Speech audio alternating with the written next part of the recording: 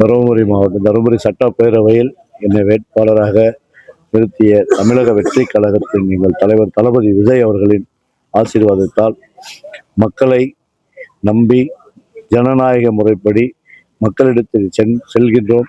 எங்களுக்கு தருமபுரியிலே மிக சிறப்பான மக்களிடத்தில் வரவேற்பு இருக்கிறது.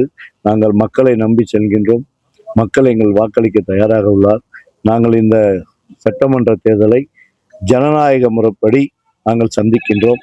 எங்கள் ஜனநாயகனாக நாங்கள் வாக்கு கேட்கும் போது எந்த பணநாயகமும் தருமபுரியை வெல்ல முடியாது என்பதை நாங்கள் உறுதியாக இருக்கிறோம். ஒருவர் விரைவில் தேதி அறிவிக்கும் போது உங்களுக்கு நான் தகவல் சொல்லிடுறேன். 5 வேட்பாளர் ஒரே இடம் வருவாய் மாவட்டத்தில் தருமபுரிக்கு தான் வருதா பிளான் போட்டிருக்கோம். இடம் தேர்வு நடந்துட்டு இருக்கு.